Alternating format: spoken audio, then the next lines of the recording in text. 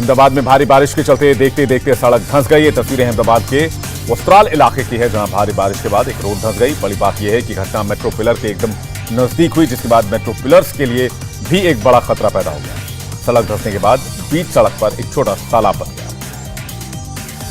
उत्तराखंड के रुद्रप्रयाग में एक बार फिर जबरदस्त लैंडस्लाइड हुआ। ये landslide Badrinath Rishikesh national highway पर खाखरा सम्राटपुर रोड के नजदीक हुआ। इसके कारण नेशनल हाईवे पर आवाजाही रोक दी गई। उत्तराखंड में मानसून की झमाझम बारिश हो रही है। वहीं मौसम विभाग ने 18 जुलाई से 21 जुलाई तक उत्तराखंड, हिमाचल प्रदेश, जम्मू कश्मीर में भारी बारिश की आशंका जाहिर की है। तमिलनाडु में लगातार बारिश के कारण कई नदियां जबरदस्त उफान पर हैं। वहीं कोयंबटूर जिला प्रशासन ने भारी बारिश के बाद बाढ़ की चेतावनी जारी कर दी है। कोयंबटूर के चेक डैम की जो तस्वीर सामने आई, उसमें डैम ओवरफ्लो होता दिख रहा है। इसके कारण आसपास के इलाकों में बाढ़ का खतरा बढ़ गया है। मौसम विभाग ने अभी बारिश जारी रहने की आशंका जताई है।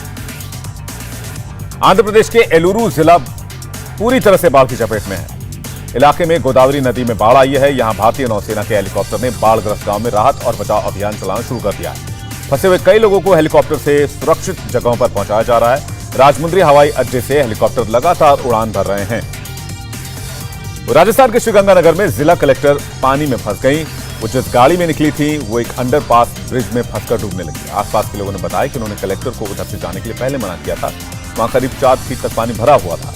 इसके बावजूद उन्होंने ड्राइवर से पानी में गाड़ी ले जाने को कहा। गाड़ी के डूबने पर स्थानीय लोगों ने धक्का देकर उसे बाहर निकाला। गुजरात के नवसारी में भारी बारिश से आई बाढ़ का पानी अब घटने लगा है। इसके कारण ऊंची जगहों पर गए लोग अब अपने घरों को लौटने लगे हैं, लेकिन बाढ़ के कारण कई लोगों के घर टूट गए हैं। उनके सामने सबसे बड़ी समस्या खाने पीने को लेकर है।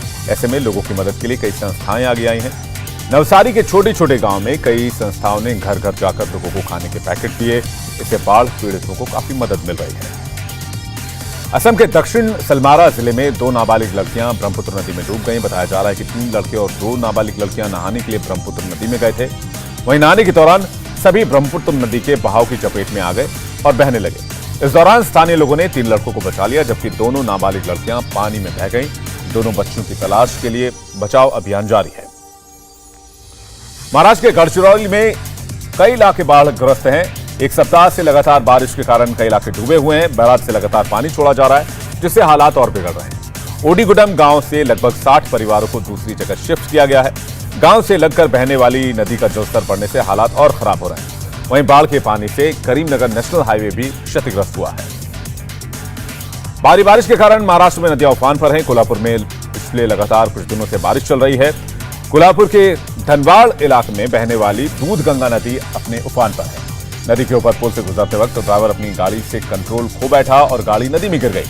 पास के किसानों ने काफी मशक्कत के बाद कार ड्राइवर की जान बचाई। लोगों ने किसी तरह कार को किनारे लाकर ड्राइवर को बचा लिया। यूपी के लखीमपुर खीरी में नहर का बांध काटने का प्रयास कर रहे 6 लोगों को गिरफ्तार किया गया है। पड़ोसी जिले हरदोई के सिंचाई विभाग के अधिकारियों ने बताया कि बनका गांव में नहर का किनारा काटते हुए 6 लोगों को देखा गया। जिस समय ये नहर के बांध को काट रहे थे उस समय नहर में तेज बहाव था। अगर ये लोग बांध काटने में सफल हो जाते तो आसपास के 5 गांव और रेलवे लाइन डूब जाती। नोएडा के चैन स्नैचिंग केस में 3 महिलाओं को गिरफ्तार किया गया। सेक्टर 24 के थाना क्षेत्र में 1 जुलाई को जगन्नाथ यात्रा निकाली गई थी। उस भीड़ में एक महिला की सोने की चेन चोरी कर ली गई थी। नोएडा के एडीसीपी रणविजय सिंह ने बताया कि इस मामले में 3 महिलाओं को गिरफ्तार किया गया है। तीनों महिलाएं भीड़ भाड़ वाले इलाके में जाकर चोरी करती हैं। महिलाओं के पास से पुलिस ने चेन बरामद कर दिया है।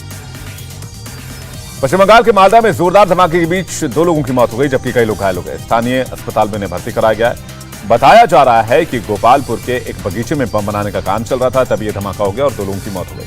घटनास्थल पर भारी संख्या में पुलिस की तैनाती की गई है। पता लगाने की कोशिश की जा रही है कि बम बनाने वाले उपकरण कहां से आए और इसमें कितने लोग शामिल हैं।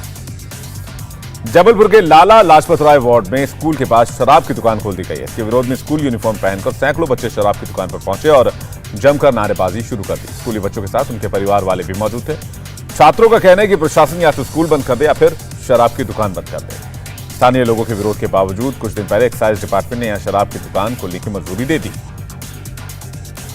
मुंबई पुलिस ने चोरी के मोबाइल फोन खरीदने और बेचने वाले गिरोह का भांडाफोड़ किया है। मुंबई क्राइम ब्रांच ने मानखुर्द में छापेमारी की और आईफोन सहित कम से कम 480 मोबाइल फोन जब्त की। छापेमारी के दौरान पुलिस ने मोबाइल फोन के अलावा एक लैपटॉप, 9.5 किलोग्राम गांजा, विदेशी शराब की 174 बोतलें और 2 तलवारें भी बरामद की हैं। राजस्थान के धौलापुर में सब्जी बाजार में आग लग गई, जिसके बाद आग भयानक तौर पर फैल गई। लपटें इतनी ज्यादा थी कि दूर ही से ही दिखाई दे रही थी। सब्जी बाजार में आग लगने से इलाके में अफरा तफरी मच गई। मौके पर पहुंची दमकल की काफी गाड़ियों ने कड़ी मशक्कत के बाद आग को काबू कर लिया। आग लगने से 15 से 20 दुकानें जलकर खाक हो गई। असम के गोलपारा में तालाब में फंसे 6 हाथियों का रेस्क्यू कर लिया गया। गोलपारा जिले में एक तालाब में 6 हाथी फंस गए थे। गांव वालों की सूचना के बाद वन विभाग के कर्मचारी मौके पर पहुंचे, रेस्क्यू ऑपरेशन चलाया। जेसीबी के सहारे तालाब के किनारों को गिराया गया। कई घंटों की मशक्कत के बाद हाथियों के निकलने के लिए तालाब से रास्ता बनाया गया। चेन्नई में 28 जुलाई से 44वें चेस ओलंपियाड की शुरुआत होने जा रही है। इसके लिए शहर में जबरदस्त तैयारी की गई है। चेस ओलंपियाड से पहले शहर के नेपियर ब्रिज को शतरंज की बोर्ड की तरह दिखाने के लिए सफेद और काले रंग से रंगा गया है। आईएएस अधिकारी सुप्रिया साहू ने ब्रिज का वीडियो शेयर किया है। लद्दाख के लेह में पहला पोलो कप महोत्सव का समापन हुआ। इसमें स्थानीय टीम के साथ सेना की टीमों ने हिस्सा लिया। इस महोत्सव का आयोजन लद्दाख में पर्यटन को बढ़ावा देने के लिए किया गया। इसके लिए लेह में नया पोलो ग्राउंड बनाया गया। सरकार की कोशिश है कि आगे से पोलो खेल प्रतियोगिताओं में हिस्सा लेने के लिए विदेश से भी खिलाड़ी शामिल हों। यूपी के मऊ में घाघरा नदी से भव्य शिवलिंग मिला है। पूरी तरह से चांदी से बने इस शिवलिंग का वजन 53 किलोग्राम है। सावन मिले शिवलिंग के दर्शन के लिए भारी भीड़ उमड़ पड़ी है। बताया जा रहा है कि एक शख्स नदी में स्नान कर रहा था। उस दौरान उसे रेत में कुछ होने का एहसास हुआ। फिर वहां खुदाई की गई और फिर लोगों की मदद से खुदाई हुई तो वहां पर चांदी का 53 किलोग्राम का एक भव्य शिवलिंग मिला। चेन्नई में आज से हैप्पी स्ट्रीट की शुरुआत हुई है। आज से 5 रविवार तक इसका आयोजन किया जाएगा। शहर के कई सड़कों पर सुबह 6 बजे से सुबह 9 बजे तक ट्रैफिक नहीं चलेगा। इस दौरान लोग सड़कों पर कई तरह के आयोजन कर रहे हैं। कोई साइकिलिंग कर रहा है, कोई बच्चे को तीरंदाजी सिखा रहा है, खाली सड़कों पर बच्चे मजे से स्केटिंग कर रहे हैं तो कोई दूसरे खेलों में लगा हुआ है। चेन्नई में इस हैप्पी स्ट्रीट इनिशिएटिव को लोग काफी पसंद कर रहे हैं।